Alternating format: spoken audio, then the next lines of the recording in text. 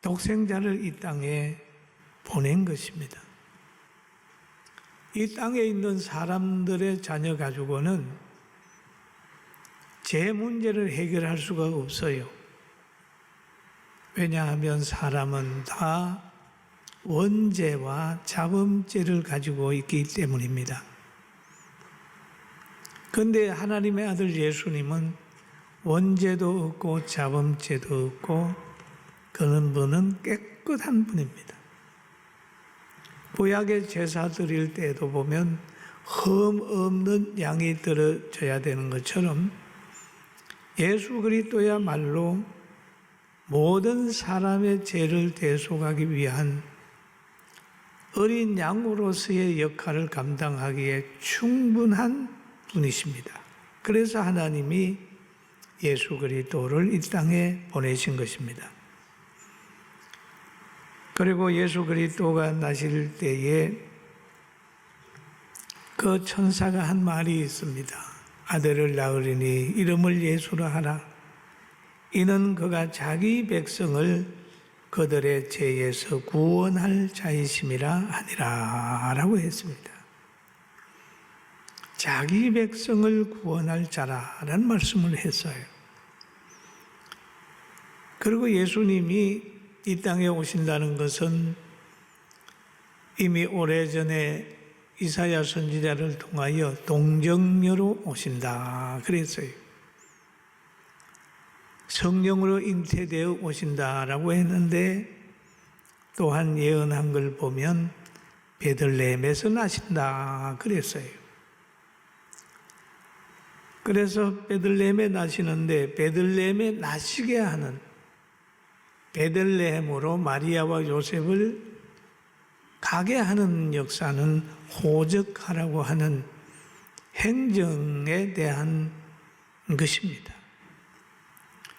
그래서 호적하러 베들레헴으로 갔더니 바로 그 날이 차서 베들레헴에 예수님이 태어나게 된 겁니다.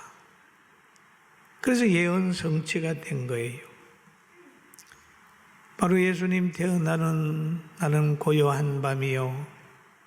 예수님이 태어나는 그곳은 거룩한 곳이고 거룩한 밤이고 기쁨의 시간이며 천군과 천사가 노래하는 기쁨의 환경이 만들어진 것입니다.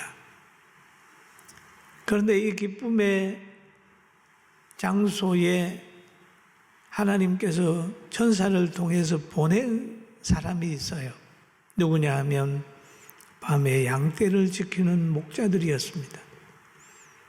천사가 목자들에게 나타나서 그럽니다. 가라. 이 베들레헴에 예수님 태어났으니까 가서 경배하라 라고 했어요. 바로 이 목자들에게 주의 사자가 곁에 서서 주의 영광이 그들을 두루비춤에 크게 무서워했습니다. 주의 사자가 곁에 서고 주의 영광이 그들을 두루비춤에 크게 무서워했다 그랬어요. 천사의 출현과 하나님의 임재의 영광은 택함받은 목자들도 무서웠습니다. 하나님의 근위 앞에 있는 인간의 모습이죠. 하나님의 근위가 나타나면 인간들은 다 무서워합니다. 세례 요한의 아버지 사가랴도 제사드리러 갔다가 그 세례 요한을 내 잉태를 얘기를 할 때도 그는 두려워했어요. 모세도 천사를 만나고 아브라함도 천사를 만나고 모든 천사를 만나는 사람들마다 하나님의 근위를 접하는 사람들마다 다 두려워했습니다. 여러분, 하나님이 쓰는 사람도 어둠에 속한 사람에게는 두려움의 존재입니다. 여러분, 우리가 이 땅에서 하나님이 주시는 빛과 소금의 성분을 가지고 살면 늘 어둠의 세력이 함부로 못한다는 것을 기억하면서 하나님을 의지하고 능력받고 살게 되길 주의 이름으로 축원합니다. 하나님의 사람이 하나님의 영광을 보게 되면 두려운 거예요. 그러나 그 두려움 뒤에는 하나님의 위로가 있습니다. 두려워하지 마라. 무서워하지 마라.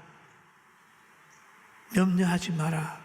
라고 하는 말로 늘 하나님의 백성을 하나님은 전사를 통해서 하나님의 사람을 통해서 위로하고 있습니다. 그럼 예수님의 탄생은 온 백성에게 큰 기쁨의 소식이었다라고 얘기를 합니다. 예수님의 탄생은 알려주는 자가 있고 어떤 사람에게는 숨기는 사람이 있습니다. 진실이라고 해서 다 말하는 건 아니잖아요. 어떤 사람에게는 숨기고 어떤 사람에게는 열어놓고 알려줄 때가 있습니다. 그런데 예수님의 탄생은 은밀하게 이루어진 것입니다. 베들레헴에 있는 사람도 모르는 겁니다. 누구도 예수 그리스도가 마리아를 통해 온다는 사실을 모르는 거예요. 마리아의 잉태가 성령의 잉태라는 것을 약혼이라고 하는 것으로 통하여 덮어놨기 때문에 아무도 몰랐습니다. 그러나 예수님의 탄생이 있을 때에 하나님은 목자들에게는 알리는 거예요. 목자들에게. 성경에 보니까 천사들이 떠나 하늘로 올라가니 목자들이 서로 말하되 이제 베들레헴으로 가서 주께서 우리에게 알리신 바 이루어진 일을 보고 보자 하고 알리신 바 주께서 우리에게 알리신 바 이루어진 일을 보자 그럽니다. 그래서 빨리 이제 박사들도 오고 있지만은 이제 목자들도 빨리 가는 거예요. 빨리 가서 마리아와 요셉과 구유에 누인 아기를 찾아서 보고 천사가 자기들에게 이 아기에 대하여 말한 것을 전하니 듣는 자가 다 목자들이 그들에게 말한 것들을 놀랍게 여기되 천사가 한 말을 지금 요셉에게도 마리아에게도 가서 얘기를 하는 거예요. 놀랍게 여기는 거예요. 그러나 그 중에 마리아는 이 모든 말을 마음에 새기어 생각하니라 라고 합니다. 같은 말을 들었는데도 어떤 사람은 놀라고 끝나는 거예요. 아, 그래? 그랬어? 그러고 잊어버릴 수도 있다. 그러나 마리아는 그 말을 듣고 마음에 새기며 생각했다. 여러분, 하나님의 역사를 보면 지나쳐 보지 말고 설교도 근성으로 듣는 것보다는 마음에 새기며 정말 늘 묵상하는 여러분과 제가 되길 주의 이름으로 축원합니다. 이게 마리아의 사상이고 복받은 사람들의 사상이에요. 목자들은 자기들에게 이르던 바와 같이 듣고 본 모든 것으로 인하여 그랬습니다. 하나님의 역사하심은 말에만 있는 것이 아니에요. 소식에만 있는 게 아니고 볼 수 있다는 얘기예요. 듣고 본 그 모든 것을 인하여 듣고 본 모든 것으로 인하여 하나님께 영광을 돌리고 찬송하며 돌아가니라 라고 말씀하고 계십니다. 그리고 목자들은 요셉과 마리아를 만나 구유에 누인 예수님을 만나보았습니다. 여기에 보면 마리아는 그 목자들의 한 말을 마음에 새기며 마음에 두었다고 하잖아요. 두었다고요. 그리고 또 한 가지 여기에 보면은 이 목자들에게도 천사가 소식을 전해가지고 지금 베들레헴으로 막 오게 하는 거예요. 오게. 그런데 이때 동방에서 동방 박사들을 또 베들레헴으로 지금 오게 하는 거예요. 오게. 동방에 있는 박사들이 늘 별을 보면서 메시아가 탄생하기를 기다리는 사람들. 그런데 이상한 별이 동방에서 나타나게 되니까 그 별의 인도함을 받아가지고 지금 예루살렘에 또는 베들레헴으로 오고 있는 겁니다. 지금 같으면 내비게이션을 쳐가지고 오고 그러지만은 그때는 동방에 있는 박사들이 예수님이 어디에서 태어난 걸 모르기 때문에 별의 인도함을 받아서 지금 오는 거예요. 그런데 헤롯궁이 있고 또 예루살렘, 베들레헴 이쪽으로 보면은 그거는 먼 곳에 다 초소가 있는 거예요. 그러면 초소가 있어가지고 그 초소를 거쳐야 예루살렘에도 가고 초소를 거쳐야 베들레헴에도 가는 겁니다. 알기 쉽게 얘기를 하면 우리나라의 서울에 저 종로를 가든지 청와대를 가든지 이하동을 가든지 가려고 하면 어떻게 될까요? 문을 통과해 동대문, 서대문, 남대문을 통과해야 그 성 안에 들어갈 수 있는 것처럼 그 헤롯궁이 있고 그러기 때문에 다 지역마다 길목에는 초소가 있어요. 동방에서는 박사들이 예수님을 경배하려고 별을 따라오다가 초소를 통과해야 되니까 초소에서 물어보는 거 아니에요. 너 어디 가냐? 유대인의 왕으로 나신 이가 있는데 우리가 경배하러 간다.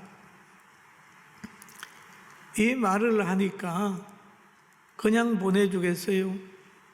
연락하게 되니까 왕궁까지 가게 되는 거죠. 헤롯 왕궁까지 가가지고 거기에서 유대인의 왕이 나신 이가 어디 물었어요? 물어봤더니 거기에 예루살렘은 소동하고 헤롯도 소동하고 그랬잖아요. 왜 소동했을까요? 목자와 동방 박사들처럼 즐거워하지 않고 왜 소동했을까요? 그들에게는 유대인의 왕은 적이라고 생각했기 때문에 소동한 것입니다. 우리가 지배하는 나라가 있을 때 지배받는 민족 중에 앞으로 왕이 태어난다, 해방시킬 왕이 태어난다 라고 말을 들었을 때 지배하는 사람이 두려워하는 것처럼 그들이 헤롯은 두려워했던 것입니다. 그리고 그 헤롯궁에서 나오니까 이 동방 박사들에게 별이 인도를 하는 겁니다. 사람의 인도함을 받았을 때는 별이 인도 안 했어요. 그러니까 그들과 딱 떨어져서 나오니까 별이 인도하는데 마태복음 2장 10절에 그렇게 기록되어 있습니다. 그들이 별을 보고 매우 크게 기뻐하더라. 왜요? 이 별이 예수님께로 인도하는 것을 알기 때문에 기뻐하는 겁니다. 집에 들어가 아기와 그의 어머니 마리아와 함께 있는 것을 보고 엎드려 아기께 경배하고 보배함을 열어 함금과 유향과 몰약을 예물로 드렸다. 그렇게 했습니다. 여러분, 예물로 드렸어요. 예물로 드리고 이제 다시 돌아가는 겁니다. 그런데 헤롯 왕이 그러는 거예요. 너가 가서 찾거든 나에게 좀 얘기해서 나도 가서 경배하게 만들어라. 그렇게 했을 때에 이 동방 박사들에게 하나님께서 계시합니다. 가지 마라. 헤로데에 가지 말고 다른 길로 가거라. 그래서 왕의 말을 듣지 않고 동방 박사들은 다른 길로 돌아가게 된 것입니다. 거짓말에 동방 박사들은 속지 않았어요. 그 후에 헤롯이 그 베들레헴의 2살 이하의 남자아이를 다 죽인 것으로 성경에 기록이 되어 있습니다. 사랑하는 성도 여러분, 하나님께서 우리에게도 복을 주셔서 목자나 동방 박사들처럼 예수님을 찬양하고 경배하고 예배할 수 있는 반열에 세워주신 것을 감사하면서 하나님께 영광 돌리게 되길 주의 이름으로 축원합니다. 저는 어제 하나님의 말씀을 읽다가 생각난 게 하나 있습니다. 가끔 옛날을 생각을 해봐서 어릴 때도 생각나고 그런데 제가 결혼하기 전에 이런 노래를 많이 들었어요. 월남에서 돌아온 새카만 김상사. 가만히 생각해요. 그 사람이 왜 얼굴이 새카매졌을까? 여러분 궁금하지 않으세요? 어떤 사람은 월남 갔다 왔는데도 얼굴이 하얀 사람도 있는데 왜 저 김상사는 얼굴이 새카맸을까? 제가 한번 가만히 생각해 봤어요. 가서 행정병이나 장거리에 들어가서 전쟁하지 않은 사람은 얼굴이 좀 덜 탑니다. 장거리에서 전쟁했던 사람들은 그 장걸 속에 모기가 있으니까 그 모기약을 얼굴에 발라요. 얼굴에 바르고 몸에도 바르고 그러다 보니까 얼굴이 새카매져. 또 왜 많은 사람 또 고엽제로 많이 고생하는데 고엽제로 고생 안 하는 사람이 있어요. 갔다 왔다고 해서 다 고엽제 걸리지는 않지 않습니까? 고엽제 걸린 사람들은 장거리 작전을 할 때에 그 숲이 너무 우거지니까 비행기가 쫙 가면서 우리나라의 제초제 그걸 뿌리면 그 물을 뿌리면 낙엽이 쫙 다 떨어져서 겨울같이 앙상한 가지가 돼요. 그럼 위에서 봐도 밑에 적군이 움직이는 게 보이니까 뿌리는 거예요. 작전하다가 그 하얀 약이 내려오면 너무 더우니까 시원하다. 시원하다. 오히려 철모를 벗고 그거를 맞은 사람이 있다는 거예요. 그런데 그것이 세월이 지나고 보니까 고엽제가 돼가지고 평생 그거 맞은 사람이 지금 고통을 당하고 있잖아요. 우리는 이런 환경을 지금 많이 경험하고 있습니다.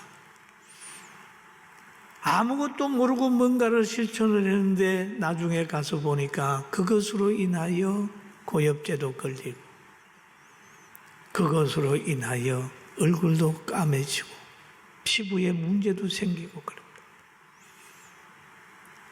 여러분, 우리는 이 모든 환경을 보면서 우리가 지금 현재 당하고 있는 것들이 뭐냐? 말라리아가 걸리려고 모기가 날아다니면 모기를 에게 물려도 괜찮기 위해서 계속 예방접종을 하고 몸에 뭔가를 집어넣을 거냐? 아니면 모기장을 쳐서 모기에게 물리지 않게 지혜롭게 할 거냐? 이것도 한번 생각을 해봐야 돼요. 과거에 어떤 분이 그랬습니다. 저도 예비군 훈련을 갔을 때에 하나만 나 잘 기르자. 2명 이상 나면 뭐다. 이렇게 해가지고 젊은 청년들 한창 군대 갔다 왔을 때 수술을 다 시켜버려. 성질 급한 사람은 가서 수술했죠. 하루 이틀 휴가 준다니까 했는데 어떤 사람은 그거예요. 아기를 더 가지고 싶은데 아기를 못 가지는. 그러니 고마 우리나라 인구 절벽이 되는 정책이 한번 잘못되니까 이런 결과가 왔는데 오늘날 우리가 살아가는 지금도 그와 같은 일이 혹 일어난다면 어떻게 하겠느냐? 여러분 지혜롭게 판단하고 능력 있는 여러분과 저가 되길 주의 이름으로 축원합니다. 그리고 또 한 가지는 예수님의 탄생은 영광과 평화라고 하는 것입니다. 호련히 수많은 천군이 천사와 함께 하나님을 찬송했다. 천군과 천사가 조화가 이루어지는 거예요. 천사는 기쁨의 소식을 전한다면 천군은 늘 이 하나님이 키우는 군사입니다. 하나님께 영광이요 땅에서는 하나님을 기뻐하시는 사람들 중에 평화로다.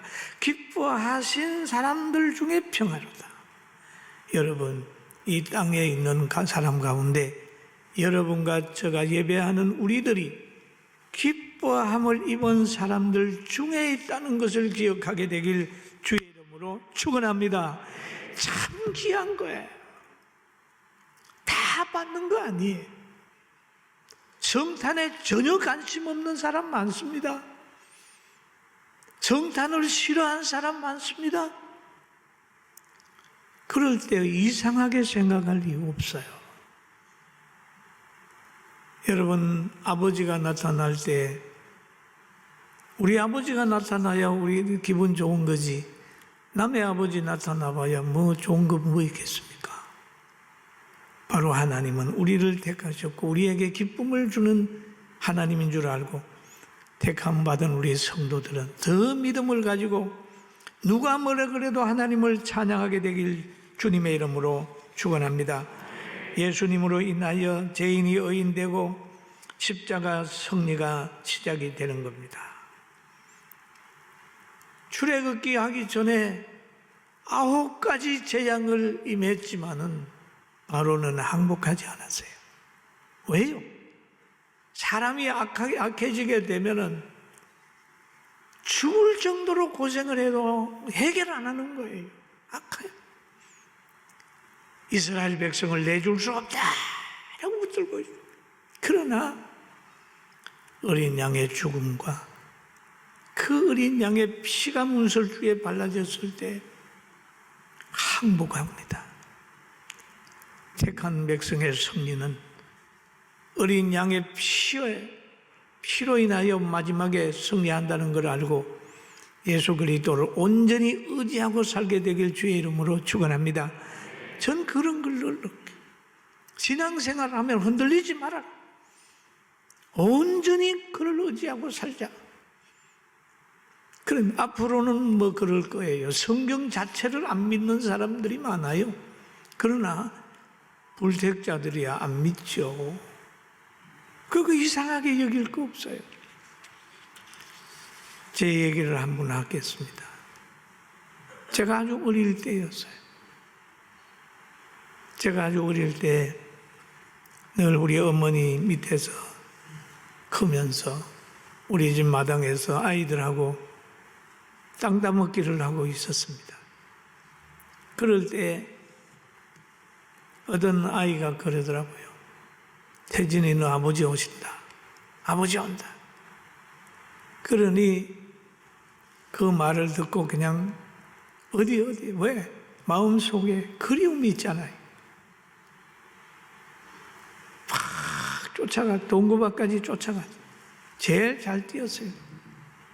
쳐다보니까 우리 아버지가 아니고 김태진의 아버지. 김태진의 아버지가 어디 멀리 갔다 오셨어요. 얼마나 무안했는지 모릅니다. 여러분, 아버지는 아버지잖아요. 그러나 우리 아버지가 아니란 말이에요. 그러나 예수 그리스도가 탄생한 것은 메시아지만 불택자들에게는 기쁨이 될 수가 없어요. 그러나 택함받은 성도들, 하나님이 택해준 모든 사람들은 예수 그리스도를 만나면 기뻐하고 안기고 사랑하고 따르고 그렇게 되는 거예요. 할렐루야. 그러니까 거기에 평화가 있는 거예요. 평화가. 예수 믿으면 하나님과 평화하고 사람과도 평화하고 가족도 평화하고 나라도 평화하는 거예요. 예수 그리스도의 정신을 가져보세요. 부부간에 갈등 안 합니다. 평화하는 거예요. 평화 필요해요. 예수 그리스도를 벗어나면 다 약육강식으로 돌아가지만은 예수 그리스도의 그 사상을 받으면 남을 나보다 낫게 여기게 되고,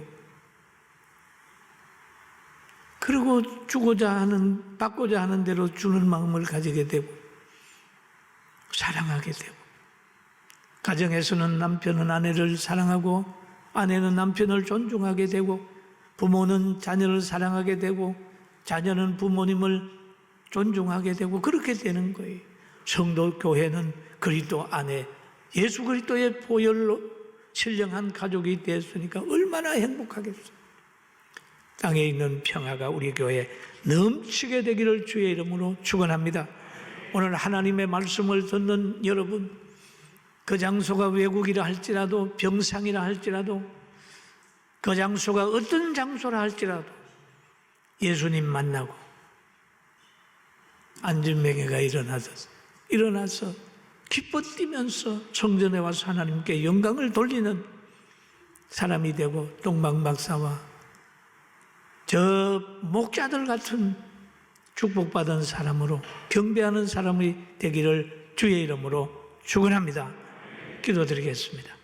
지금은 우리 주 예수 그리스도의 은혜와 하나님 아버지의 거진 사랑하심과 성령님의 감동, 감화, 충만 내적 교통하심이 사랑하는 성도들과 귀한 가정과 이 나라의 민족 위에와 우리 교회 위에, 우리 모두들 위에, 한국 교회 위에 지금부터 영원 무궁토록 함께 있을지어다.